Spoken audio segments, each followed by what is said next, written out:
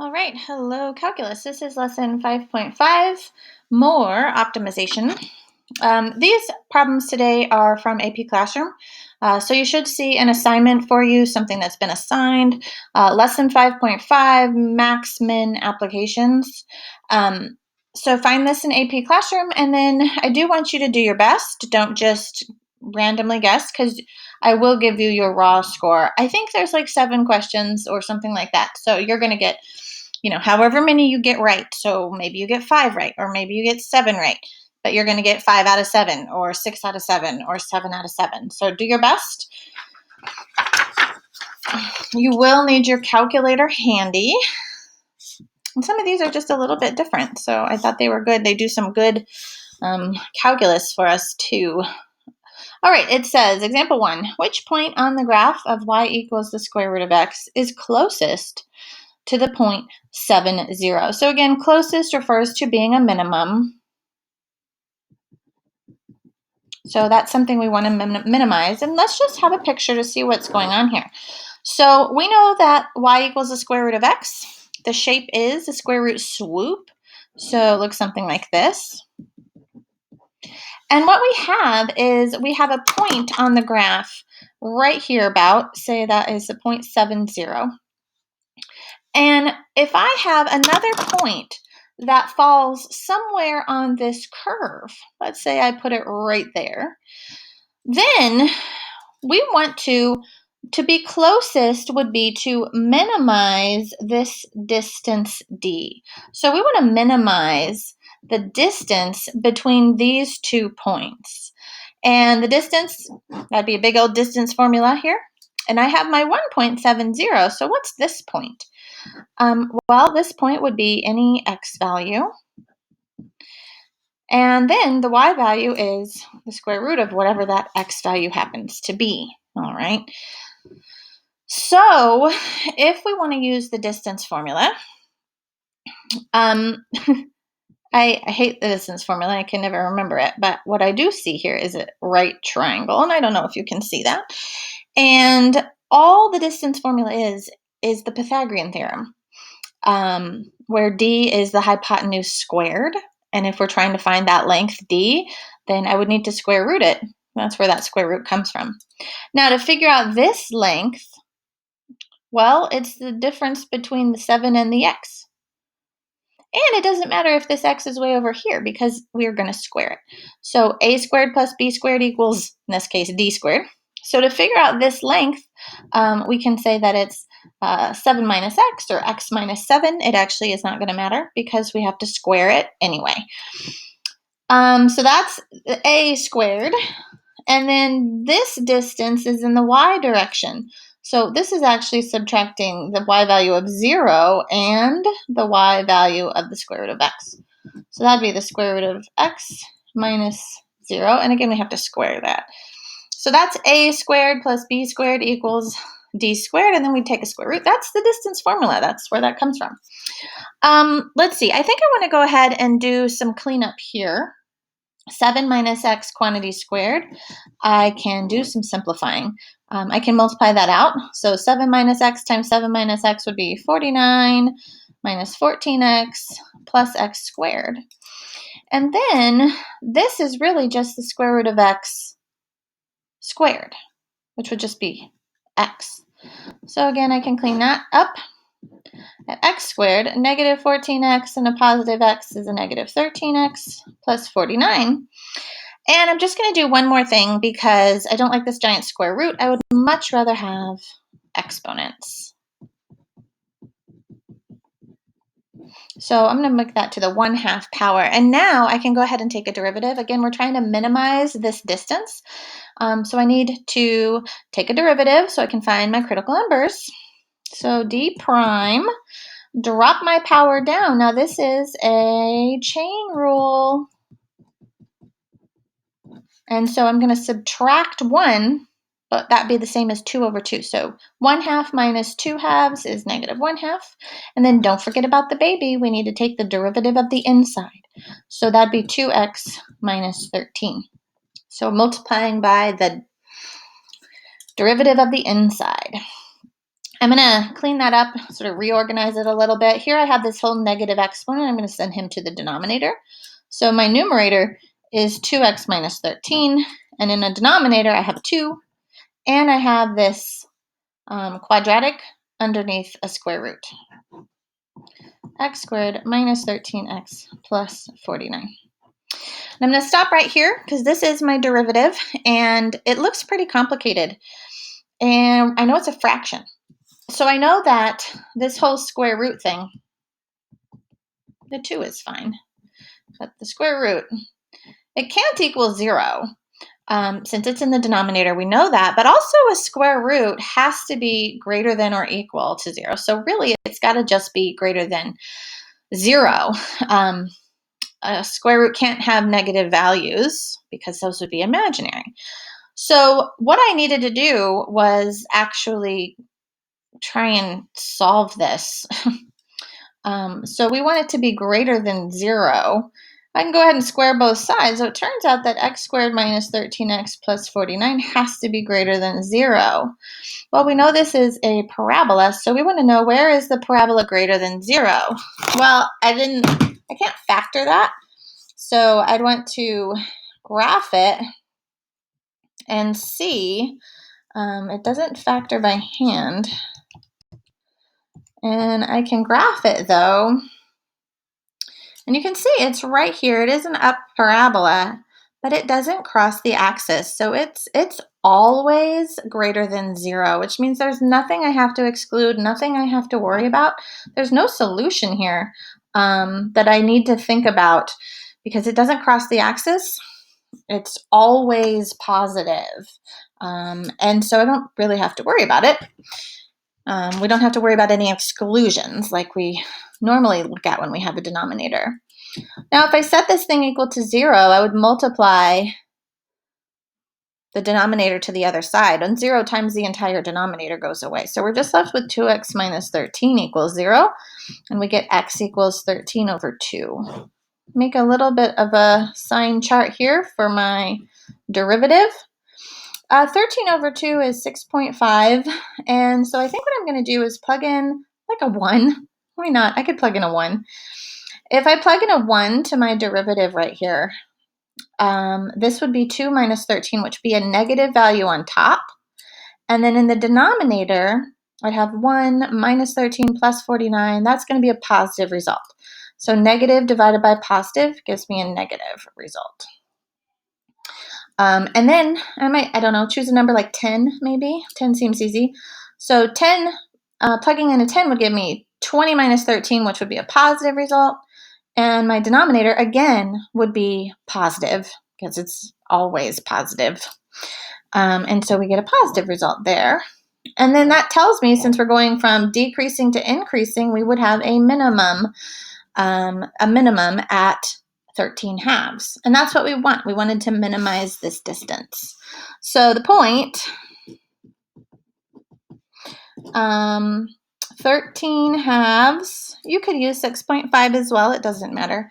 Oh, that's a lot of shadow on there. And then the square root of 13 halves would minimize. Hey, Mom. Did you know I'll be giving this a birth at what?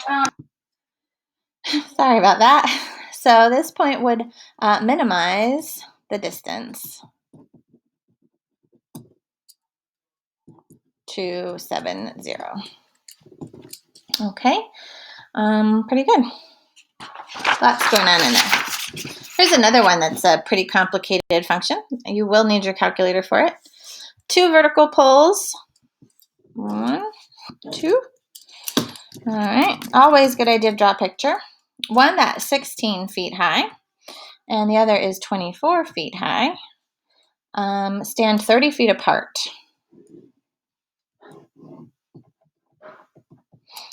On a flat field, and they're vertical, and the field is flat, which means they must be at right angles to each other, so that's very good. A worker wants to support both poles by running rope from the ground to the top of each post. So from the ground to the top of the post. If the worker wants to stake both ropes in the ground at the same point. So that's where they're connecting to right there. Where should the stake be placed to use the least amount of rope? So what we have here is we have this distance 1, which is to the top of the short pole, and then this other distance 2. And again, we want to use the least amount of rope. So that again is telling us to minimize this total distance, which would be D1 plus D2. So I want to minimize the total distance, so the sum of the two little distances there. Well, how do we figure out D1? Yeah, it's a good question, right? Well, I need to know, really, it says, where should the stake be placed? So where should we stake this place? Meaning, how far from one pole should we place it? Well, I don't know. And so that's going to be my X, the thing I don't know. How far from the pole should we place the stake? Well, if I say that that's X feet away from the 16-foot pole, what's this part going to be? Very good. 30 minus X. The whole 30 feet minus whatever this is gives us the leftover bit. Really important that you can do that. And I heard you all answer it perfectly, so that's really, really good. And then, of course, you're seeing that we have a right triangle plus another right triangle. So once again, we have a Pythagorean theorem application here. So this would be x squared plus 16 squared equals d1 quantity squared. And if we wanted to get d1 by itself, we just have to take a square root. So I would do that, and that gives me d1. So d1 is the square root of x squared plus 16 squared. Similarly, for d2, we would want to do leg squared plus leg squared. So that would be 30 minus x quantity squared plus 24 squared equals that second distance squared. And again, to get d2 by itself, we would just take a square root. So there is my second distance, 30 minus x quantity squared plus 24 squared. And so we're trying to minimize this function, and then we can take our derivative. But I do want to clean this up because it is a mess. Let's see what we can do here. So not much to do on this first square root. 16 is squared is 256. Can you take the square root and they just cancel out and leave you with x plus 16? No, you can't. You cannot reduce over addition and subtraction. It doesn't work that way. If it was a product, that would be one thing, but this is not, so don't bother. Over here, I can, again, expand this binomial. So 30 squared is 900 minus 30x, and a minus 30x would give us a minus 60x, and then x times x would be x squared. And then 24 squared is 576. I'll clean that up again. And I am going to, again, use a rational exponent here of 1/2 instead of the radical. And this radical is going to become x squared minus 60x. 915/76 is 1476, all to the 1/2 power. So here's my sort of cleaned up function. And once again, I'm going to go ahead and take a derivative in order to find the minimum. So once again, I have a nested function, composition of functions. So we're going to drop our power and then reduce by 1. So 1/2 minus 2/2 is negative 1/2. And then don't forget about the derivative of the inside. So times by 2x. Same thing here. Bring down my power. Reduce by 1. So 1/2 minus 2/2 is negative 1/2. And then times the derivative of the inside. So the derivative of x squared is 2x. And the derivative of negative 60x is minus 60. Now I'm going to do a little bit of rewrite cleanup here. This negative exponent wants to go to the denominator, and it's a square root, so 2x is going to stay on top. And I like doing this because it's important for you to see how that rewrites. And I think seeing it in fraction form helps us figure out, where is this undefined? Because that is part of the critical numbers. Again, here, this whole thing is under a radical in the denominator. That leaves 2x minus 60 in the numerator.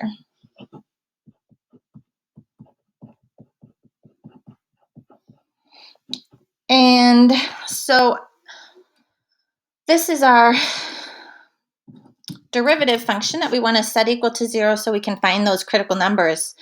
And I look at this, and as I was practicing, because yes, I did do this ahead of time, just to practice, I looked at this and I was like, oh, good God. I have no idea. And once again, this whole denominator cannot equal 0, right? We know that when the 0 is under, it's undefined. So I'm going to go ahead and just, again, sort of graph this denominator and see what it looks like.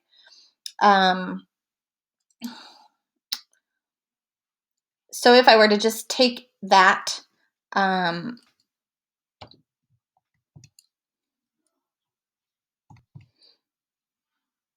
then the last one I sort of, whoops, I didn't need that, worked it out a little more.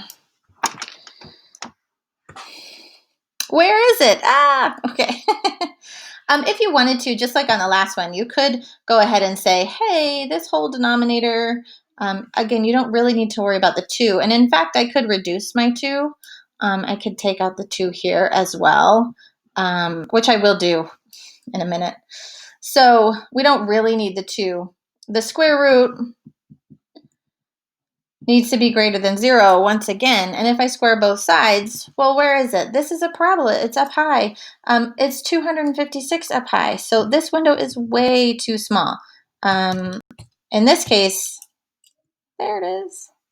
So this is the square root function. This is not this one that's sort of cleaned up. Lots of ways to think about this. I wish I could be a little more systematic for you.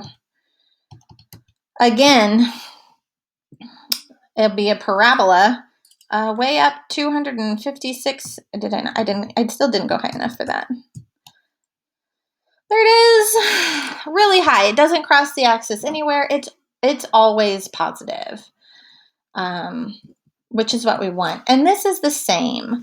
If I were to look at that function, minus 60x plus 1476, you can see the y-intercept is nearly 1500. So I would need a lot there to be able to see that function. And there's just a part of it and sort of over here. But it too is always positive. There's nothing we need to exclude from this function. So I can clean these things up. And when I think about them, and look at this and think about trying to solve it, because it is set equal to 0, so I'm supposed to solve it. And I'm like, boy, I don't know how to do that. I could move one side over and then I could square both sides, and that would just be a giant mess. And I don't know about you, but I don't want to do that. So I'm going to go to my trusty rusty calculator and type in this function. And here's where we get a lot of AP comments. Kids just don't know how to use their calculator. Really, whoops, I do want it under the radical, so be careful. Really make sure that, we've talked about this a ton. Make sure you put parentheses around your numerator and the denominator. Usually, if you have an older calculator especially, the newer ones are a little bit better. If you're using a Casio, you absolutely need to put parentheses. I feel like something is wrong. Absolutely need to put parentheses to make sure that you've done everything properly. Okay, so I'm going to go just do a Zoom standard because I had changed my window a lot. And I get this sort of weird sort of function. But it looks like I just need to move over to the right some. It's approaching where it's going to equal 0. Oh, which is the other thing I needed to do. left side in y1, right side in y2. And I'm going to change the window. I want my y-axis maybe to go out to 20. Let's see if that looks better.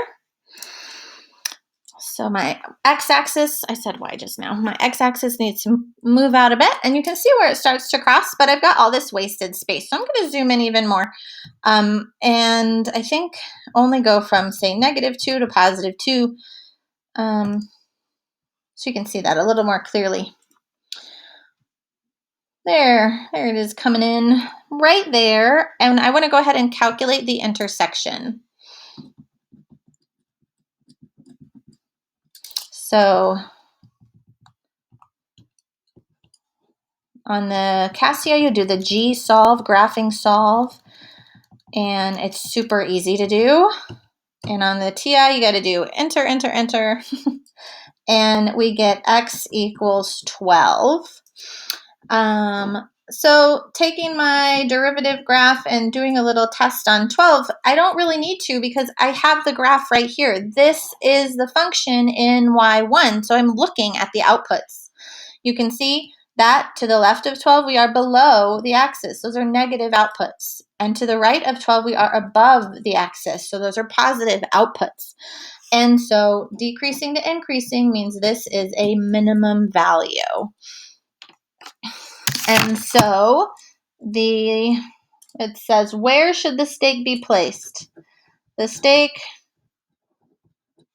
should be 16 feet from, not 16, 12. I don't know why I thought I did that. 12 feet from one pole. And it doesn't matter which pole. I don't think it matters. Maybe it does. Curious. I guess I am going to be specific to my drawing. I think I will do that just in case. 12 feet from the 16-foot pole, since that was how I defined my x. So I am going to be a little bit careful because I actually don't know if they would be the same.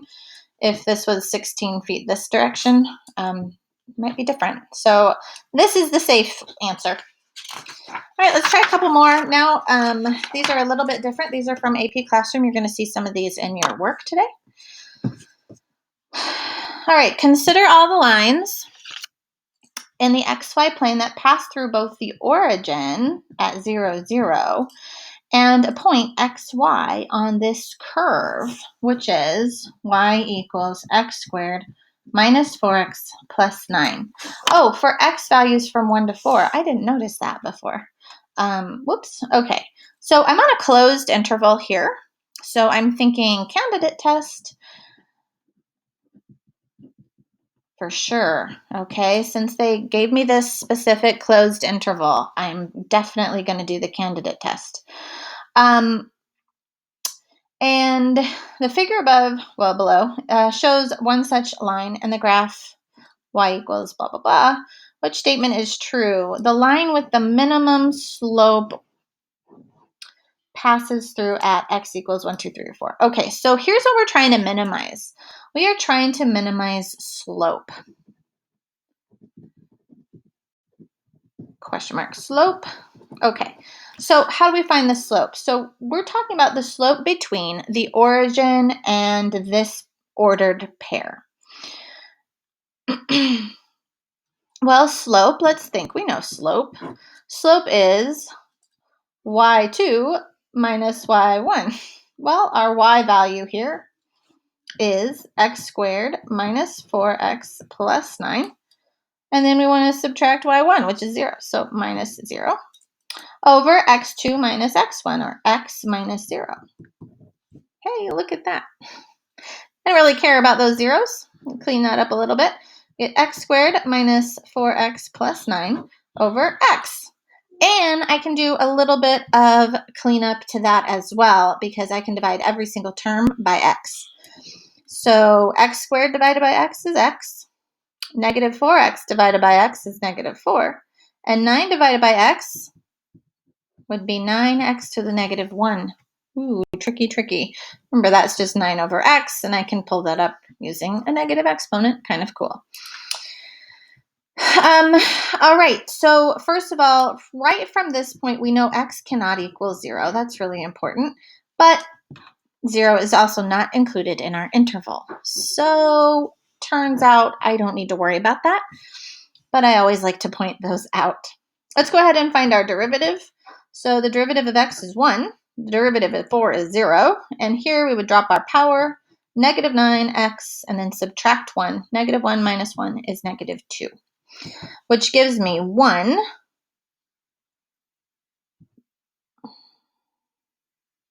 minus 9 over x squared. So this x to the negative 2 wants to go to the denominator. The 9 stays in the numerator. And we need to set that equal to 0. Again, we're trying to see if we get a minimum.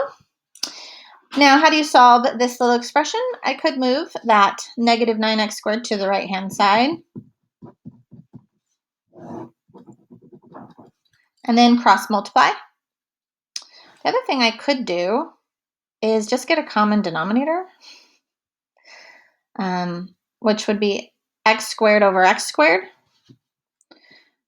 So x squared minus 9 over x squared if I got a common denominator. And I kind of like that better, actually. So you could cross multiply there if you want. That's totally fine to do. But I do like this way because now I'm looking at this and thinking, hey, I'm going to cross multiply and get rid of that x squared. And we're just left with x squared minus 9 equals 0, which I kind of like. I know that that factors, and I'm going to get plus or minus 3, which is the same thing you would have gotten this way as well. So these are critical values. Let's see. This is interesting. Do I do the candidate test here? Oh boy. Well, we know that we can't use negative 3.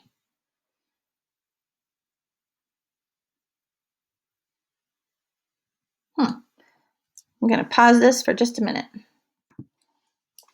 All right, so I did just check this. I could do a sign chart here. That's what I did the first time, but since I am on the interval, I do want to go back to my original function here and use that candidate test. I don't need to worry about the negative 3 because that's not in my interval, but I am going to test positive 3 and the endpoints.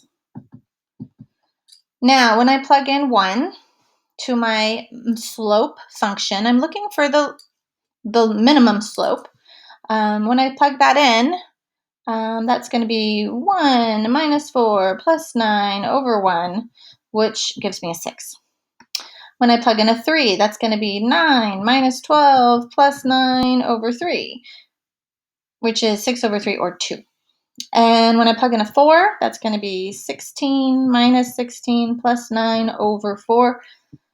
4 goes in 9 2 times with 1/4 left over. So it turns out that we do get, not a max, I meant to write minimum. We do get a minimum value when x is 3. And so that would be letter C. Okay. All right, we got 2 more and then that's it. So second part of notes coming up.